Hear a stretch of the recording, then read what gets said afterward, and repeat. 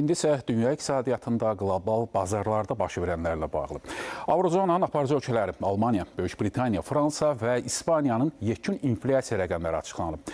Böyük Britaniyanın aylıq ümumdaxili məhsul göstəriciləri və ticarət balansı ölkənin iqtisadi dinamikasını qiymətləndirmək üçün əsas siqnaldır. Elə mövzunu bununla davam etdirəcək bizimlə birbaşa bağlantıda olan iqtisadçı Murad Cəlalovla.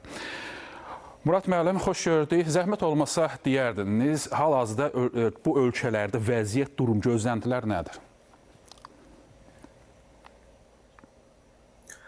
Artıq ilin sonuna gəldikcə statistik rəqəmlər hesablanır və son nəticələr açıqlanır.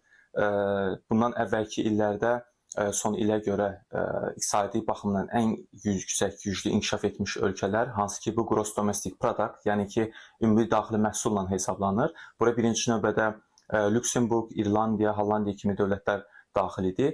Çünki Avrozonada ümumi olaraq ortalama ümumi daxili məhsul 100-110% kimi götürülmüşsə, bunlar 120-140-ın üzərində mövqe tuturdular. Digər ölkələr isə 110-dan üstə, yəni ortalama rəqəmdən bir qədər üstə öz mövqelərini sərgiləyirlər. Brexitlə Avropadan çıxan Britaniyada da ümumi qənaətbəxşdir iqtisadi baxımdan.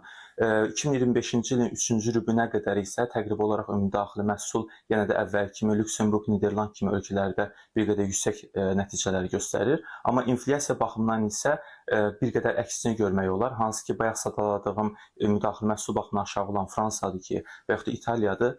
Bunlar Almaniyadan daha yaxşıdırlar inflyasiya baxımından. İnflyasiya Almaniyada 2,2% kimi göstərilir, amma Fransada 0,8%, İtaliyada 1,3%-dir.